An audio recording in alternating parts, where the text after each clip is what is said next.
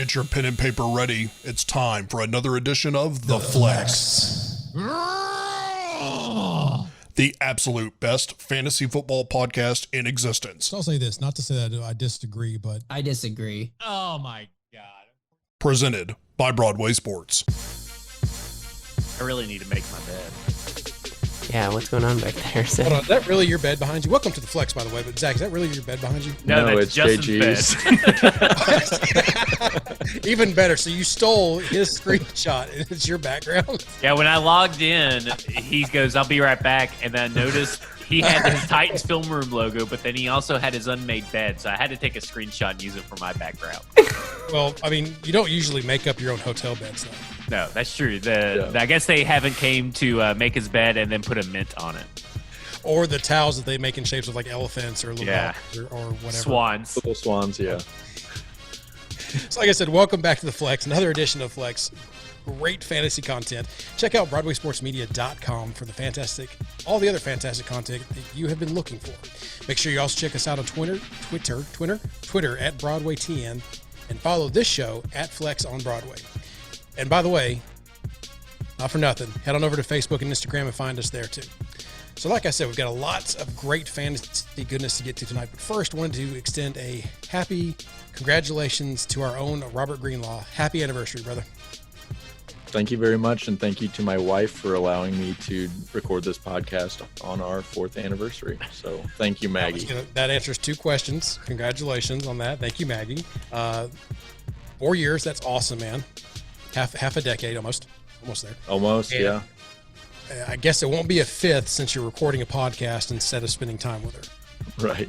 Well, technically, number 4 really doesn't matter in the big scheme of things. It's the first one.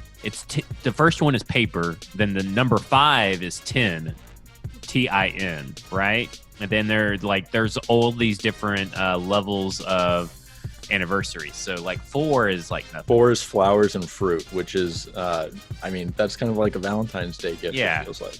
It's like, Mother's Day. Here you go. And she's a new mom, so that, that kind of works. Mm-hmm. You could always do chocolate-covered fruit, if you wanted to, for fruits and flowers. That's very true. So as someone who's married 10 years, I can back everything up you're saying by saying I do not have any clue what the years are. And that's awful. I Googled it. That's why I know. All I know is that 5 is the Tennessee Titans.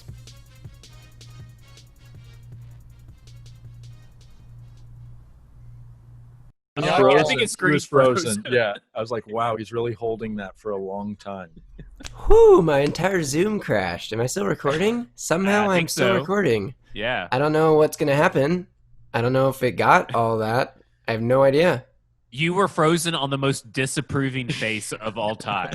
Like, you were so unenthusiastic about this whole conversation. I was trying to hurry up to get to the fantasy stuff because JG just looks so mad. He's like, I'm not here to talk about personal things. I want to talk about ADP and where we should get offenses. ADP, by the way, stands for average draft position. We've been told that we don't explain our acronyms. That's for the homie Jay Graver, my father. I was going to call your dad out, but... Yeah, that's not coming from me. I was trying to say, the only year I know is that number 5 is the Tennessee Titans. Yeah, you did say that. Kind of went off of that. Yeah, you said that. Yeah, right, I said that a good idea next year would be for me to get a tin sign of the Titans for my wife. And Zach said maybe a trash can. And I said that would be perfect. And you're just going to get down this hole. You don't really want to get to year 10 vibe we've been kind of hinting at. Yeah. So. You also missed that it's Huxley's half birthday, so. And Ryan's wife's birthday. Yeah. Yes. Wow. They the real MVPs, huh? Yeah. So speaking of JG and his family, he has got a fantastic article coming out. We've gotten some previews on it. It's going to have some really good info. It is an article regarding the 2020 NFL Offensive Confidence Rankings, NFC edition. So speaking with that, it is coming out soon, so watch out for that on our website, BroadwaySportsMedia.com, if you didn't catch it the first time through the intro. But wanted to kind of dive into that a little bit more and go through some of the offenses, things we've talked about in the past. Now, we have spent a few of the last episodes talking about a few offenses. I didn't know if there's anyone when we wanted to kind of not eliminate, but not go too deep into, because we've covered in the past. The couple come to mind: Dallas, New Orleans, Arizona. We've covered those in links with their players. We all have our ones that we want to draft. But I didn't know if y'all wanted anything real quick you wanted to call out from those teams. Just to say that they're in my top tier for the NFC. All three that you mentioned: the Cardinals, the Cowboys, and who else did you say? Saints. The Saints. Yeah, I mean, those teams have a lot of guys that you're drafting and that they're just going to get drafted, and we all know it. There's not even much to really say about them. Yeah, all three of those teams have triplets that are going to be ones at their position, and they have a guy, at least one guy, who's going to be a 2 at their position too. Yeah. So one question about those three, because one of these things is not like the other. New Orleans and Dallas ranked pretty high in offensive scoring last year. The Cardinals did not. So is that a bit of a projection on your end, JG?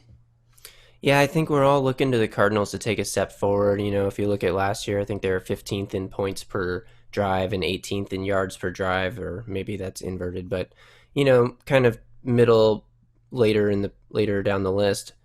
For a fantasy team, you want a team that's obviously putting up yards and points, because that's where fantasy points come from. So we are looking at a little projection there, but DeAndre Hopkins is going to help take that, help the team take the next step. Kyler Murray going into his second year of the offense. Cliff Kingsbury proved himself to be very adaptable last year. He's not very anti-Chip Kelly in the sense that he doesn't seem to be stuck on a system. Like when the 5 wide wasn't working, he ran it with different personnel. And now I think they have the personnel to really go with the 5 wide they want. So I just think that whole team's going to be better, including the offense, and you'll see fantasy production uptick. I mean, they already had fantasy producers to begin with. So, and then Larry Fitzgerald, tidbit.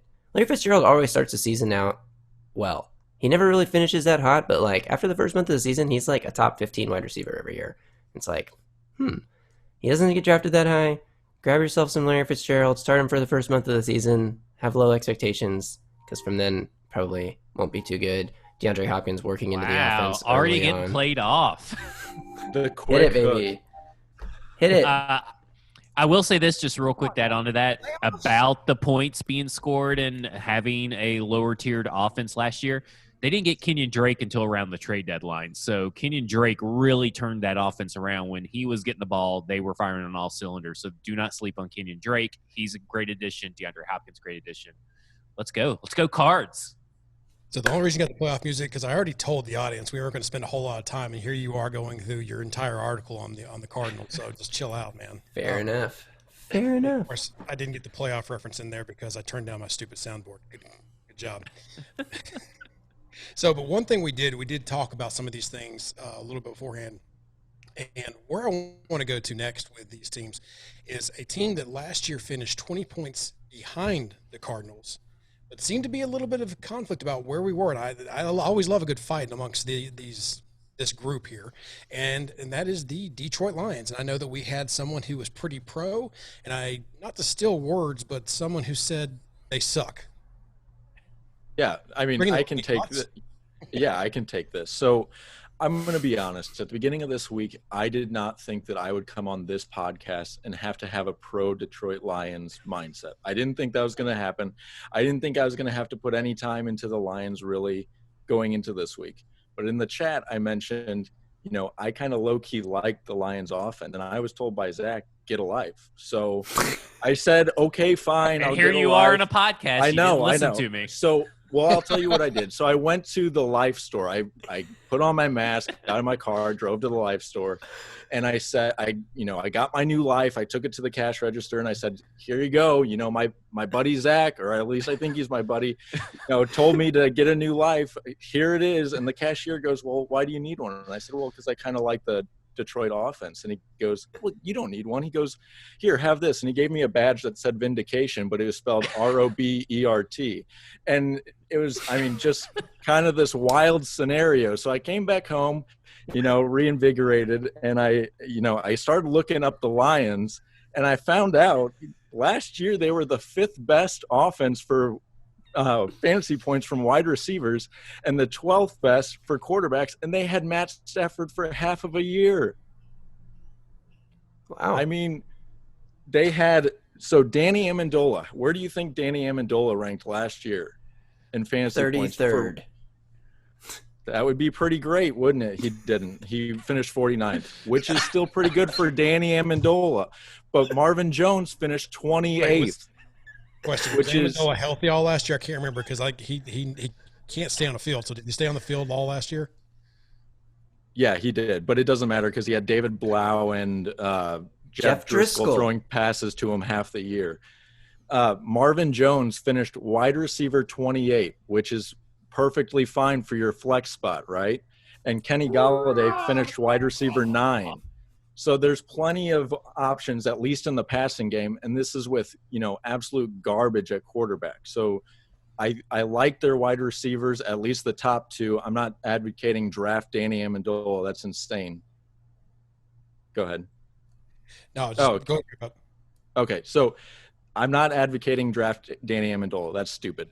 But draft Marvin Jones, draft Kenny Golladay, and draft Matt Stafford. What I want to say is one thing real quick before I turn the floor over to Zach, and I'll let him go, is I want to get your thoughts on the running backs. Yeah, I don't think that's a great situation. Last year, I think they were 27th in fantasy points from running backs. So I very much like DeAndre Swift, but I have no faith in them utilizing running backs correctly there. But I do have faith in them throwing the ball a trillion times. Like, the Detroit Lions are the Chloe O'Brien from 24 of the NFL. Like, you kind of wish they weren't there. They're not very good, but they're there. Like, they're not going to die in any season. They continue to show up. They continue to be in almost every episode. Like, they're there all the time. And so you have to give them their due a little bit. And that's why I said I low-key like them. So Greenlaw low-key likes the Detroit Lions passing game. Stay the hell away from the running game. Zach, rebuttal. Here's what I'm going to say about this, is that Matt Stafford started off on fire, and Kenny Golladay and all of them started on fire. That's where they got all the fantasy points, and that's why they were ranked so low, because they got all their fantasy points at the beginning of the year, and then Jeff Driscoll comes in and blah, blah, blah. Here's the thing. Matt Stafford is coming off of a back tailbone fracture, and that's going to be a pretty hard injury. He's going to be slow, and Derek Carr was slow coming off a fractured back as well. In fantasy point wise, back in 2018, he had a slow start. Matt Stafford will have a slow start, and Matt Stafford is, it's been a while, but he has a penchant for racking up some injuries here and there. And I don't know, quarterback 13. And then you have Kenny Golladay as wide receiver 7. And then you have DeAndre Swift at RB 26. And I don't know. I just don't like anything. And like TJ Hawkinson, tight end 14. And Hawkinson and Golladay are both, in the COVID-19 protocol. So, you don't know right there. They're already getting COVID. Like, give me a break. These guys can't be smart enough to stay in a bubble. It seems like very stupid people. So I'm not really going to rely on this offense moving because they can't even not get COVID. Does that COVID list mean this is more to help me out than the audience, but does that COVID list mean that I thought it was either they got it or that they know that they were around someone who has it? Correct. Yeah, correct. Okay. So they may just be around idiots. Correct. Well, if you surround yourself with idiots, aren't you the king idiot? Well, I'm in this podcast. Matthew Stafford is a potential league winner this season. Oh, Matthew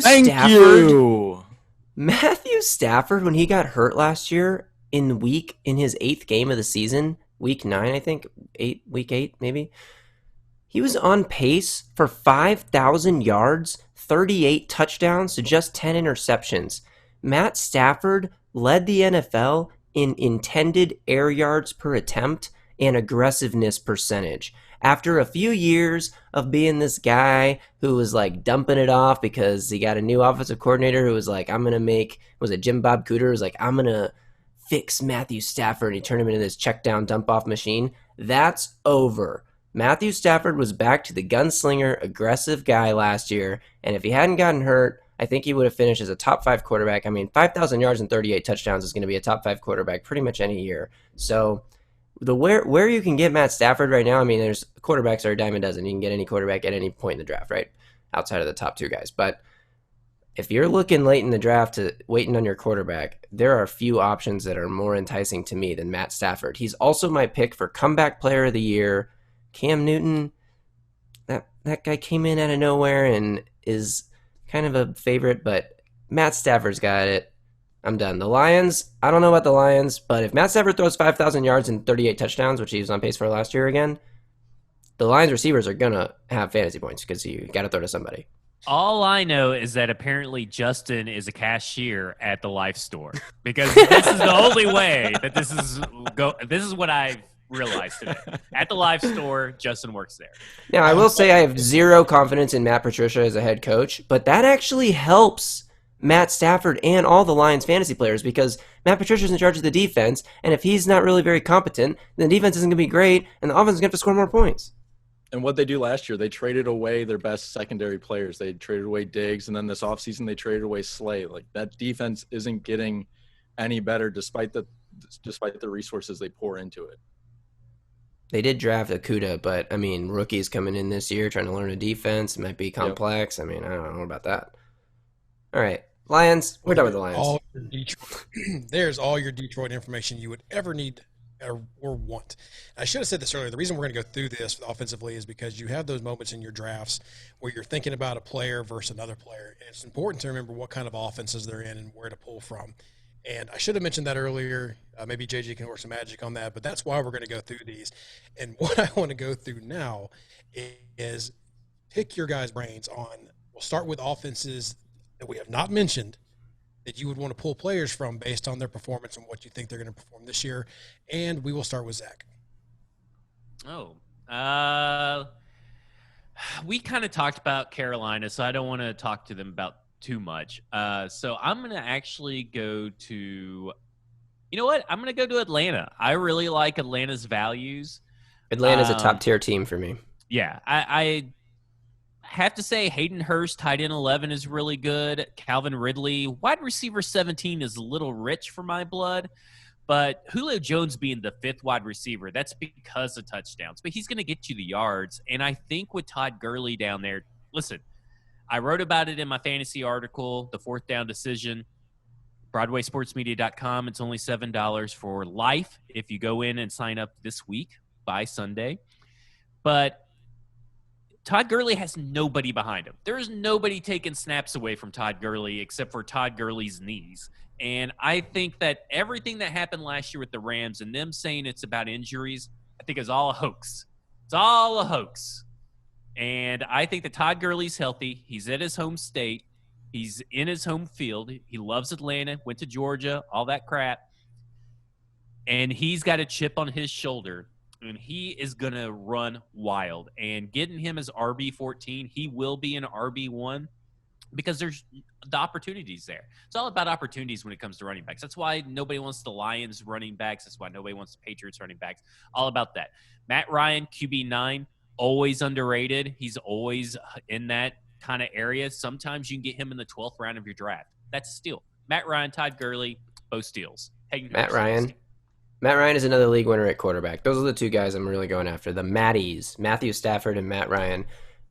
If you just look, this is a crazy thing, and I don't know if this is real, but if you just look at Matt Ryan's box score, since Dan Quinn became the head coach of the Falcons in 2015, Matt Ryan goes amazing year, horrible year, amazing year, not horrible, but like, it's actually crazy. Yards per attempt, total yards, touchdowns, interceptions, passer rating, they all go like, odd years, he's not very good. Even years, he's been amazing. It's 2020, baby. It's an even year. It's time for Matt Ryan to rise back up. It's just how football goes, you know? You go up and down, and that's how you have an average career. Or a career average, not an average career. A career average. If Matt Ryan's going to average 30 touchdowns for his career or 32 touchdowns for his career, he threw 26 touchdowns last year, he's going to throw 30-something this year. That's just how it works.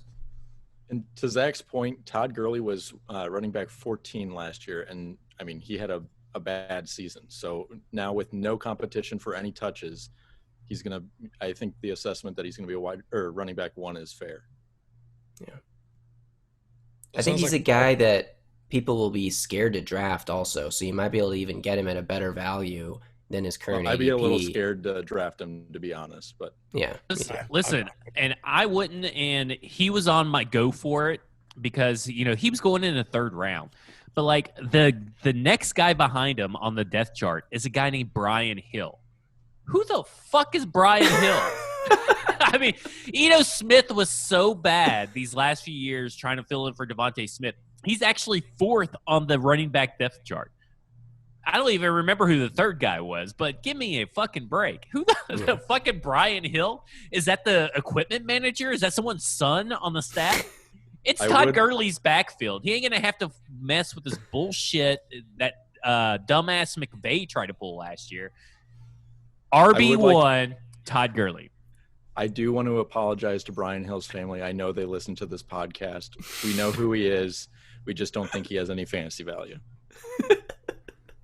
He needs to go to the Get a Life store. And if Justin talks him out of getting a life, that's bad customer service. I know someone last year. I'm not going to name It's any bad names. business. I know someone last year. I'm not going to name any names. About they got suckered into Brian Hill. I think had 20 carries in one game. Not going to mention what he averaged, but they said, you know what, he's going to be fed the rock. And I don't think he got but 8 carries the rest of the season after that game. Yeah, I'm pretty sure that was someone picked him up ahead of, I think, Perryman last year when Perryman got hot, and I got Perryman right after him, and Perryman won me the league, and Brian Hill did Brian Hill things. Yeah, so what we're saying is we're pretty bully on a lot of the Falcons offense. Skeptical about Gurley, but he could be a good value, especially if people are like me and Greenlaw and we're having our doubts and we let him slide. You can pick him up. So let's go to JG. Hayden Hurst. We've mentioned him on previous pods, so go listen to those. But Hayden Hurst, I mean, Austin Hooper was 4th in tight ends in targets per game last year. There's a lot of opportunity there. And like Zach was saying, fantasy football is all about opportunity. Yeah, and that's going to be in your article too, as well as bringing up Hayden Hurst. And that's probably why I wasn't going to him, because I know we talked about him in our past podcast as well. Greenlaw was pretty big on him, I believe, in one of our podcasts. So, but JG, we'll stick with you here. Give us another offense that you might want to pull players from. So another offense is so we've been through my top 4. We didn't really touch on 3 of them. Am I frozen again? God fucking damn it. Fucking damn it. This is bullshit. I wonder if it's recording me or you guys right now. Here we are. On this computer. Oh, hey, I can record if we want to just if we just want to pick up, I guess. At least we have the audio, because there was nothing. If trying to redo the life store joke, would have stunk. Would have stunk. It would have stunk. I was thinking about that. I was like, man, I'm not redoing that if we have to re-record. At that point, I'd just say the Lions suck, move on. Did you just ad-lib that? Yeah, I had thought a little bit about, because I knew I was, correct about the Lions wide receivers, but I had thought a little bit about Zach saying, get a life. Spectrum is down in the whole Los Angeles area. Oh, crap. Could he call in from his phone? That's what I was about to say. I know he can't record it, but you can. Oh, perfect. Yeah. Good idea. Autobahn. Welcome back. I see you went down to the hotel lobby. Autobahn's fan club. I don't know. Something about White Russian too. We could do. You're muted. Yeah. There you go. White Russian's carpet. God damn it. You sound fantastic. Okay, we got you. We're here, and I'm recording the audio, so I'll just send you the audio after the pod. Hey, All do you right. hey, any changes you've seen?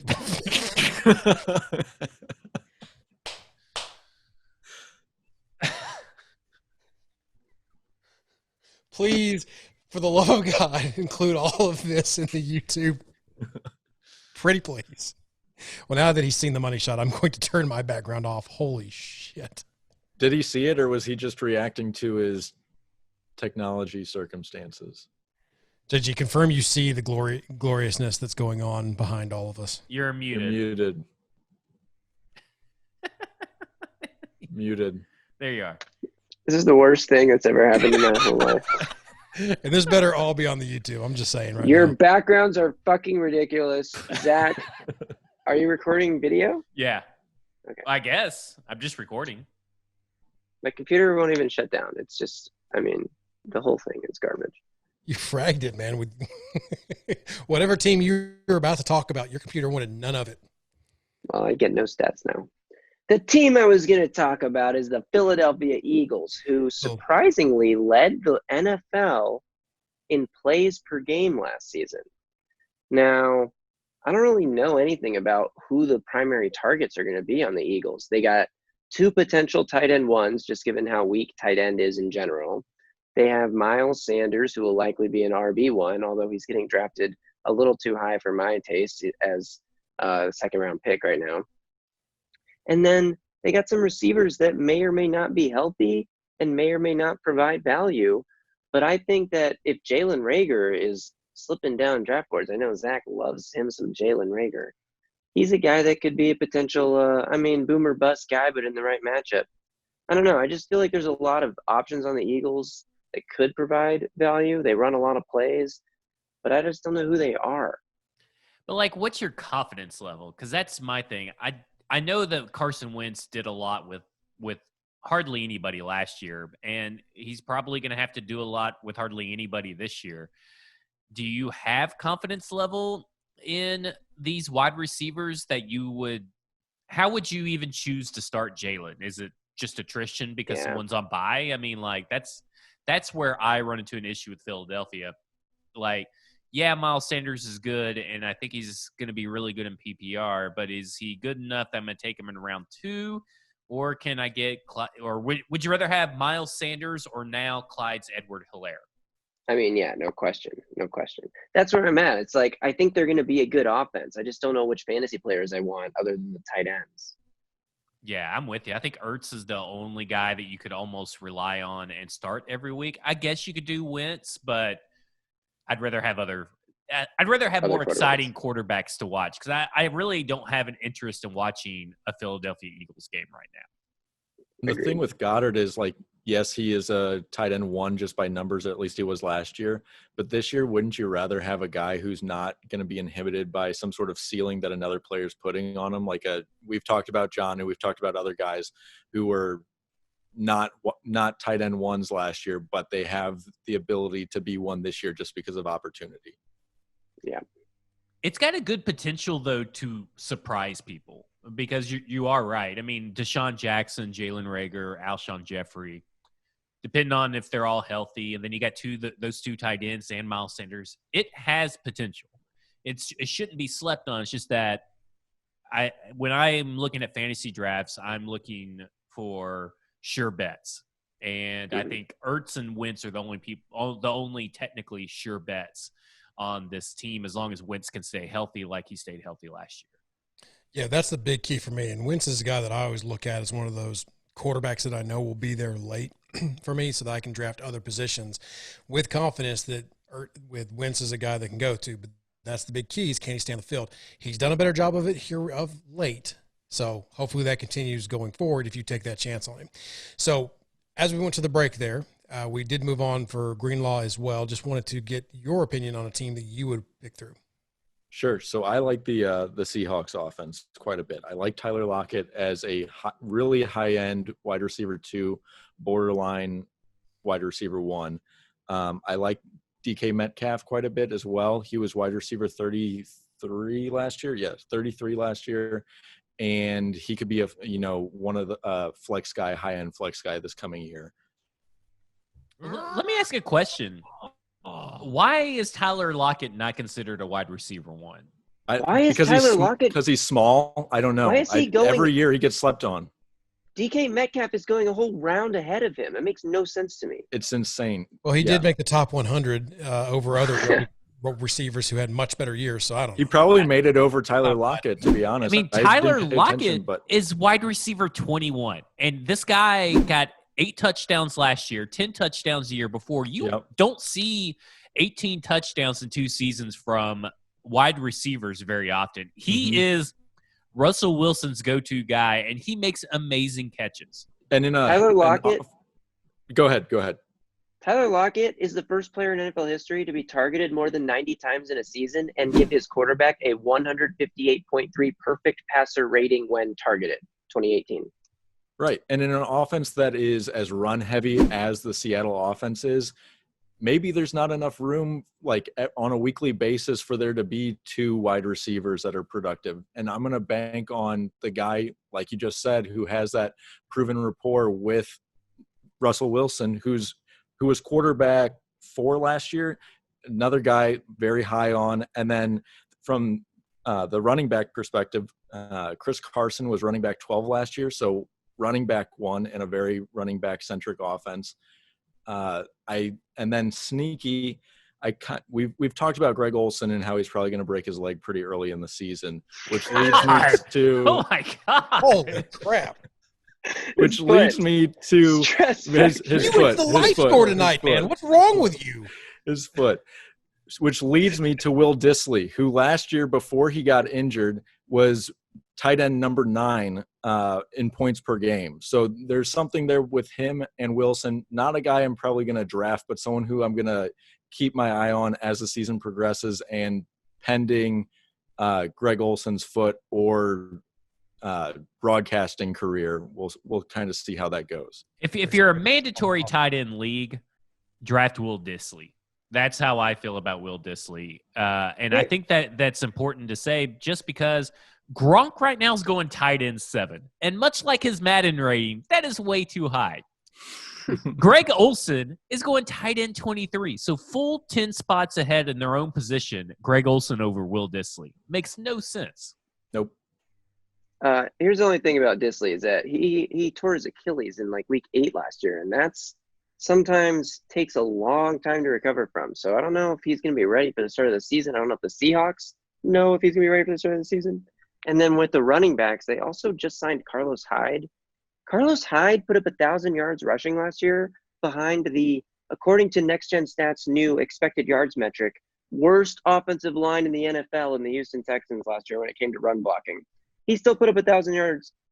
I feel like Chris Carson is a guy the Seahawks like and want to give the ball to, but he has had some trouble staying healthy, and he's had some trouble with fumbles. And I could see a situation where the Seahawks are like, let's run Carlos Hyde into the ground in the regular season and save Chris Carson for later on the line. I like the Seahawks. They're going to be a great offense. They're in my tier 2 of offenses, high confidence rating, but I am not picking those running backs. I'm staying away from the running backs because I'm afraid that I don't know how they're going to use them. And I haven't even talked about Rashad Penny, who's probably going to be worked in at some point. So I think Penny is the odd man out with Carlos Hyde and Chris Carson. And I really do think that Chris Carson is a workhorse running back if he can stay healthy, like you said. Yeah, But even last year they had Penny, and they still gave the ball to Carson all the time, even though he had those fumble problems and all that. It didn't matter. They fed him the ball on a weekly basis. And I think RB17, when you look at the 32 starting running backs for the league, I think RB17 is appropriate for Chris Carson. Yeah. And I'll say this: if Tyler Lockett's there in the 5th round in your draft, I mean, if you want to go running back, and you want to go running back 4 times in a row, you'd be fine if you got Tyler Lockett as your wide receiver 1 in the 5th round and built up from there. Because, I mean, it's just ridiculous that the disrespect he gets. In most fantasy leagues that I've been in, I've only had him in 1 in the last few years.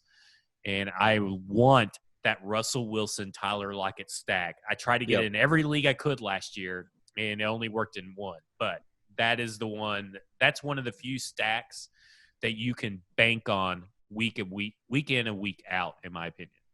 So it's not that I think DK Metcalf is going to be bad, because I really think he's going to be good. It's just that Lockett, like to Greenlaw's point, has the consistency, has the history. Plus, Metcalf to me is one of those that, he may score on a couple deep passes, but he may only get 1 or 2 of those, or 1 or 2 attempts at those a game, where Lockett is going to get the volume. And so for me, right, which I think is fine for your flex position, especially in deeper leagues, having that touchdown ability or big play ability. I mean, if it's like between, I don't know, Will Fuller, Kenny Stills, and DK, I'm going to take DK probably. really, Let me say this. This is very, very important that you all hear this, and not only you 3, but everybody that's listening. Last year, when targeted in the red zone, Tyler Lockett was a 90 passer rating, okay?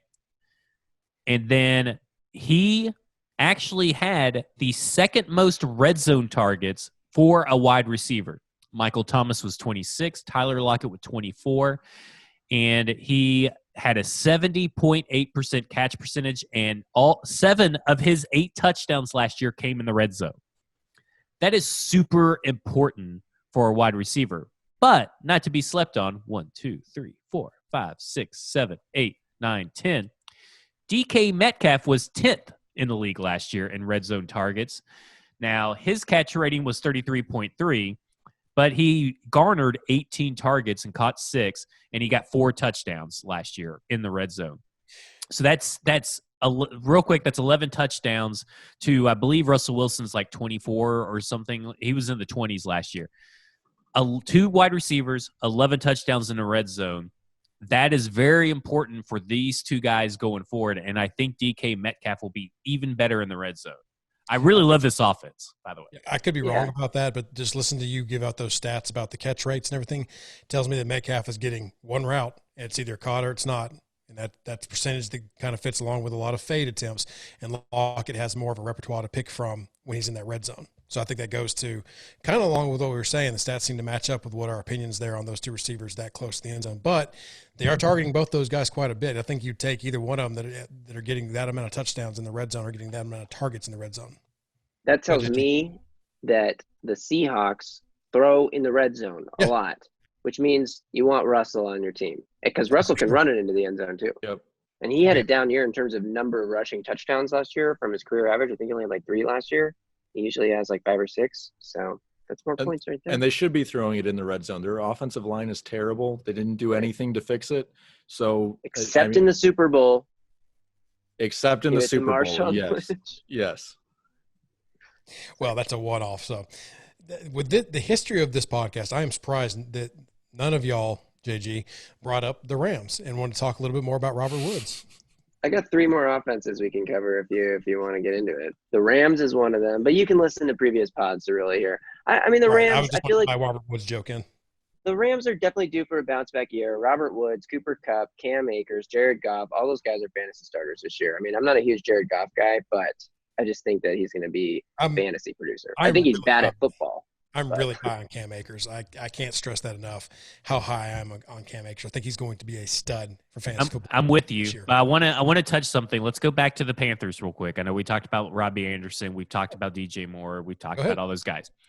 But someone that we haven't talked about that actually was brought up today by Matt Rule was Curtis Samuel. Curtis Samuel, all 6 of his touchdowns came in the red zone.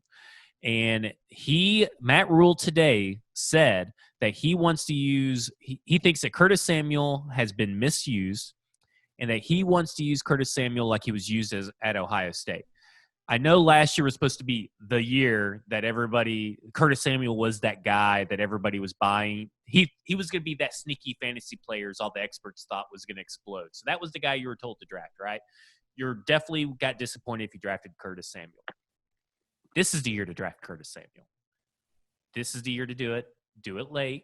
Don't do it too high. But I think that Curtis Samuel right now is going as far his position number is he's going wide receiver 62. That's pretty good. So that's about borderline. He's probably not getting drafted or maybe the 15th, 16th round. That's pretty good.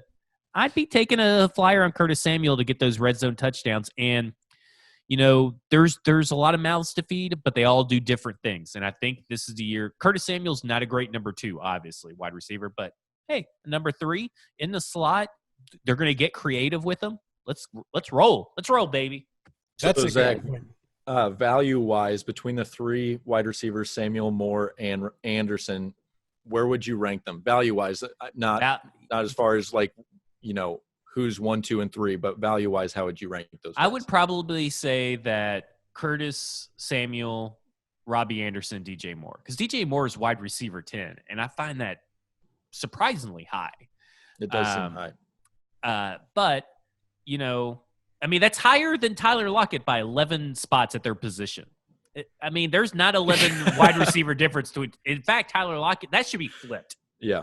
DJ Moore should be like 21. Tyler Lockett should be 11 or 10. That's crazy.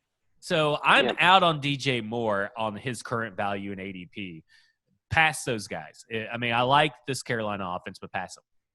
Yeah, I mean, Curtis Samuel, Josh Norris is a noted Carolina Panthers fan, the host of the Roto World podcast, said that on one of his shows about Curtis Samuel, I think he had like the highest percentage of off-target throws downfield or something of any player in the league last year. So you just give him some targets on target with Teddy Bridgewater, and I think that his production would skyrocket. I think he's going to get those, and I like that little tidbit pulling that they're going to use him like they did at Ohio State, because he was electric at Ohio State. He was a prospect that I think people were very excited about coming out, and if he's going to be a gimmick, or not a gimmick, but something they can use to kind of combat teams keying on Christian McCaffrey, then especially if he's in the slot, that's going to be big for them, and especially in the red zone. That's something that's very smart by Zach, and that's a very smart call. And let me say this. Here's the tweet, just real quick. I'm sorry. I know we're talking a lot about Curtis Samuel, but this is the actual quote from Matt Rule, which goes with what JG just said. Curtis Samuel has always had deep play ability, but wasn't always connected with. Love his versatility at running back, slot, and the outside. Want to use him like he was at Ohio State. That was the statement from Matt Rule. Look at you. You're doing so good at attributing tweets to people this week. I'm proud of you. Yeah, thank you. Thank you. You're doing such a good job with that. And those are good offenses that do a good job. But moving on, maybe, since we've talked about some good ones. Wait, hold on. I got two more. Come on now. All right, go ahead. We might as well just do the whole NFC at this point. Yeah, that's the Niners, who are a good offense. They're kind of like the Eagles to me, where I'm like, I don't know what pass catcher I want. They led the conference in scoring. Kittle, that's who you want. They're at the top of every offensive category, but their quarterback's not going to put up a lot of fantasy points. Deebo Samuel's hurt. We'll see how quickly he can get back. I don't really want to draft any of their other pass catchers. George Kittle's a good point. Mostert signed a contract renegotiation. Wait, Ryan, who was that? Mostert. Hey, Ketchup and Mustard signed his contract, so he'll be fine. He's probably take a flyer late on a Niners running back. But that's just a weird situation where that's like a really good offense that I don't want a piece of. Yeah, I was able to trade for Raheem Mostert in our league recently, and he's a 16th round keeper in our league. Wow. To me, that's excellent value. Like I'm going to keep him for the 16th round, last round of the draft, and he's got RB1 potential, especially because he's got a chip on his shoulder, and his contract has been reworked to have incentives. So that guy is going to be looking to make that money. Every time that name comes up, I just get flashbacks of awful right here. Just condom. Zach, are you worried that the Niners have so many running backs that when Mostert starts getting close to his incentives, they'll just play Tevin Coleman and Jerick McKinnon and all the other guys they have? No, because Coleman and McKinnon are probably going to get injured at some point. They're the Greg Olsons of running backs. Fair. Oh. So okay, one more offense. Go ahead, JG. This offense has a surprising number of fantasy football starters given the team. The Minnesota Vikings. The Vikings also lost a lot of key veteran defensive leaders this offseason. The Vikings want to run the ball a lot. Dalvin Cook showed up to training camp. He's not holding out. They're not going to be able to run it as much as they like to, I think, this year. Gary Kubiak taking over as full-time offensive coordinator. Gary Kubiak has always coordinated good offenses throughout his entire career as an offensive coordinator. But with that defense going to be probably taking a step back or, struggling at least early in the season to adapt to the loss of their veterans, I think that's an offense that's going to put up points. Obviously Adam Thielen is a wide receiver 1. Dalvin Cook's an RB1.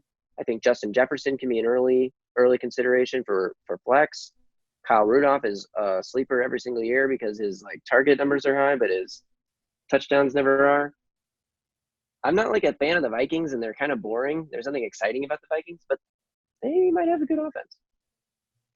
I 100% agree with you there. I do think the defense is going to be a little better than you're giving them credit for because I think their cornerbacks that they lost were all trash, and they got some new ones in, Jeff Gladney, some other guys that'll be better.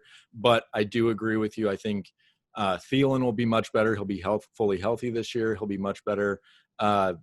Cook, it'll be hard for him to be better than he was last year, at least production-wise. But like you said, Gary Kubiak typically has very good running offenses, and I think the play action that they used with Cousins will, the running game and the passing game will be, married correctly there. Okay, real quick before we go to the shitty ones. I just want to throw this name out there, put it on your radar. Tyler Johnson from Tampa Bay, the slot receiver that he's a rookie, but I think that Tom Brady's going to target him a lot. I just have this feeling, just put it out there. I will bet you that Tyler Johnson is irrelevant fantasy-wise this season. Okay. We got a bet. Hold on. Define irrelevant. Yeah, what's irrelevant? He will not be a top 30 receiver. Oh, well, that's pretty high. Yeah. 36. Give me that he'll be better than Danny Amendola last year, which is wide receiver 49. Yep. Top 50. He won't be top 50. I'll bet you. All right. Put it on Put the it in board. stone. Put it in stone, baby. It's Lock stone. that one in. Lock it. Ka-ching. Yeah, I Lock. need That was not money. That was a lock. I mean, it sounded like money. It's also money because I'm going to win. Tyler Johnson, wide receiver 50 or better. He's a pretty big guy, isn't he? Yeah. I don't even know what he looks like. I feel like he was 6'3". a big. Zach is coming from the rafters. I mean, dude. Let's say he's wasn't- wide receiver 364 right now, okay? But I just have this feeling that he is going to – Tom Brady can't throw it very far, so he's going to have to hit – the Bucs. the Bucs are an offense. It's probably going to be good that we've talked Yeah. about extensively on Yeah. a previous podcast. But I Moving just on. wanted to mention Tyler Johnson. Gotcha. Yeah. Anybody else that we've said that we're not going to talk about that y'all want to talk about now before we go on to the shitty teams? Well, no, I'm just kidding. All right. Well, Greenlaw, give me a shitty team that you are going to stay far away from when you're making these draft decisions. I mean, in the NFC, there's really just one that stands out as only having one starter that you would want, and that's the Washington football team. Nice. Terry McLaurin is like the only guy I think you would even touch in a draft, and I don't want to steal JG's thunder, but I'm going to. He is being overdrafted right now, so I think you should just chill out on drafting Terry at his current ADP. What is that current average draft position? He's being drafted like wide receiver 15 or something like Yeah, that. 6th round when I saw today. In other That's words, way Like too 6th round. I mean, that whole team sucks. I mean, I'm not Yeah. touching anything on there. And they're not the only team in the NFC because the Giants suck. The NFC Bears East is suck. ugh. Yeah. Oh yeah. Let me say that those three right there, I ain't touching anybody on any of those teams. Maybe Allen Okay. Robinson. And of What course about Saquon David Barkley. And Montgomery? Saquon Barkley, yeah, Yeah, they got I mean- that's. I consider those guys the stars and scrubs tier. Yeah. They're my second to last tier. It's like they might have a star or two, but mostly it's a bunch of scrubs. And like, what's crazy is like the Panthers last year, 20th highest scoring offense. Christian McCaffrey led all running backs in scoring by over 150 points. So just because the offense isn't good doesn't mean they'll have complete trash fantasy options. So Saquon Barkley, of course, but the rest of those teams, ugh. I mean, David Montgomery, maybe. It just depends on how far he falls. Like, Right. you know, If he was went my running back too, I'd be really upset. He needs to be a flex option, I think. Another team we haven't Oh, touched on. sleep at the wheel. Wow. Another team we haven't touched on at all is the Packers, which I think have like a big three and probably no one else. And even the big three are probably going to be overdrafted. I mean, Aaron Jones had so many touchdowns last year. There's no way that he scores that many touchdowns again. And they added They A.J. Dillon. drafted a goal line back in A.J. Dillon, who might be the next Derrick Henry in the NFL, although I don't know if anyone is Derrick Henry, but he's the closest thing that's entered the league to Derrick Henry since 2016. I mean, okay, so Aaron Rodgers is quarterback 11. I mean, isn't that a little low? I mean, to me, that's low. I mean, it's not Kirk Cousins low, who's quarterback He was QB 10 21. last year. So Aaron Rodgers was quarterback 10 last year. So they're not giving him much projection because they didn't add anything this offseason That is besides Devin Funchess, who's already opted out. Don't draft Devin Funchess. Draft Devin Well- Funches and Kelvin Benjamin.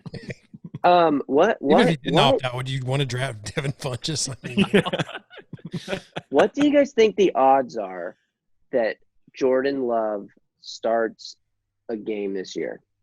If it would have to be to injury or Aaron Locking up a Rodgers playoff spot. will just straight up get traded at the trade deadline. Then he'll at some point this whole thing is combustible, and it's the stupidest thing Matt LaFleur could have ever done. I know that the whole point is try to get Jordan Love to be turn Jordan Love into Aaron Rodgers and Aaron Rodgers into Brett Favre. But give me a break. Aaron Rodgers still is playing some of the best football of any quarterback out there. Instead of trying to push him out, you should be building around him. It's ludicrous. I hate this offense. I'll be quite honest. I don't trust this running back because Jamal Williams was still getting crazy touchdowns and crazy touches. And Aaron Jones is obviously the clear best running back out of the two. Matt LaFleur got bailed out a lot by Aaron Rodgers last year. And the defense. And that defense. I'm not expecting the defense to be just as good as they were last year. And I think that this whole situation stinks. And I think that it would be wise. I think it stinks from an NFL level and a fantasy level, to be quite honest with you. I like Devontae Adams as a wide receiver 1. But do you like him at wide receiver 2? Because he's going Exactly. second. He's going number 2, the number 2 wide receiver. No, I don't. But Crazy. I can see the rationale because they have no one else to throw it to. I am taking Hopkins over him all day, every day. Yeah, it's crazy that we've already talked about it, but it's crazy that Hopkins is wide receiver 3 or whatever he is behind 6, I Michael. think. 6. I think. That's even more insane. He's But- wide but- receiver 6? Last time I DeAndre checked, he Hopkins? was, Oh, well, my last gosh. thing I checked, he was. But That's who the fuck crazy. knows? That's crazy I mean, talk. He's wide fantasy receiver. pros. He's wide Crazy out receiver there. 3 right now. He's Who is wide receiver messing- 3, but behind It was Thomas fantasy and football. Adams. What It was fantasy fantasy football calculator. these fantasy football. drafts are really fucking up the ADPs over The this thing year. is, That like, makes no where- sense. The thing is, wherever a player is ranked on ESPN, like that's going to determine what their ADP is on ESPN, and where that player is ranked on NFL.com is going to determine where that player is drafted on NFL.com, and same on Yahoo, and same on CBS, and every different thing. So, like, if DeAndre Hopkins is ranked as wide receiver 6 on one website, then that website is most likely going to go like wide receiver 4 to 7 because people generally just draft down the line. People. I do want to get back real quick to what Zach said about the situation being combustible, because I don't know if you all saw, but Aaron Rodgers was talking this week about how when they got up to their spot in the draft, he had already scoped out like 3 or 4 wide receivers in this draft class that he really, really liked. And one of them was Justin Jefferson. I think Ayuk was one of them. There's a couple other ones, Rieger.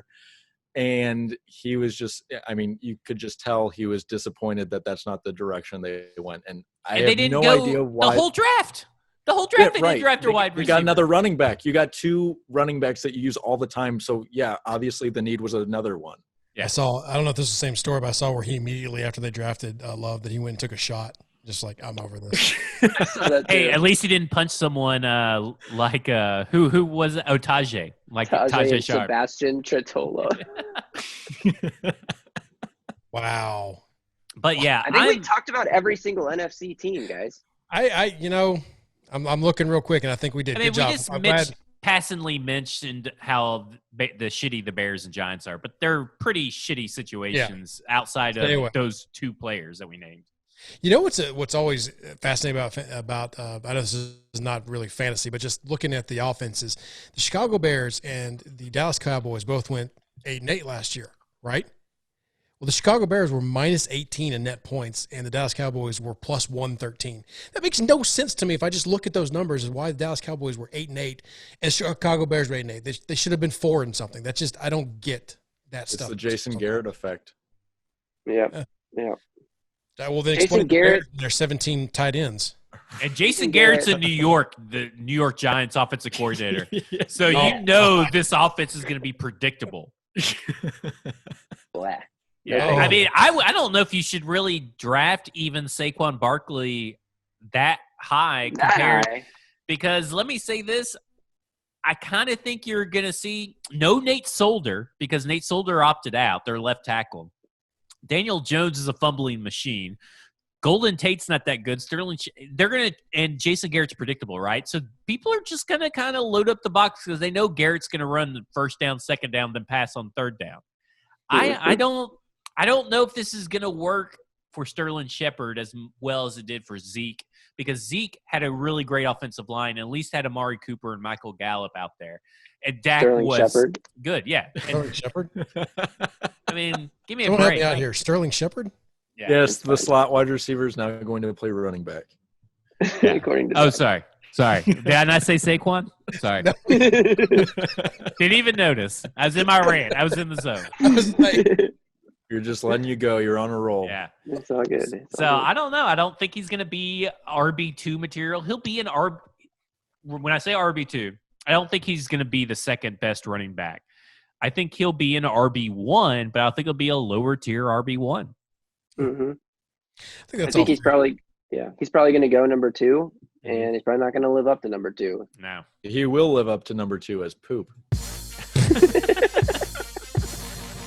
He should go to I'm the going to Get a call it Life right store. there. We finished talking about the shitty team and finished it with a poop joke. I don't know how much higher this podcast can go tonight. Oh, it can go.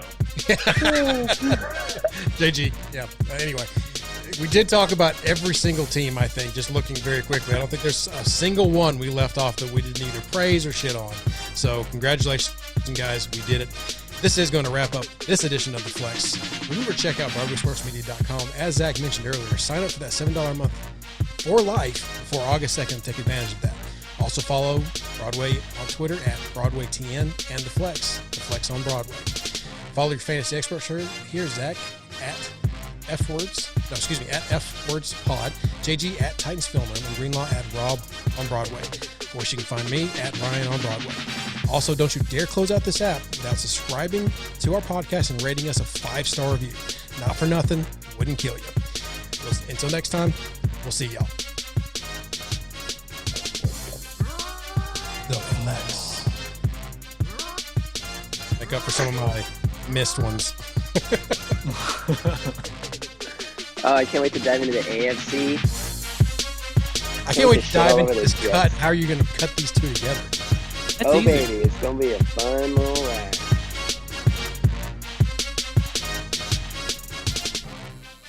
A Broadway sports media production.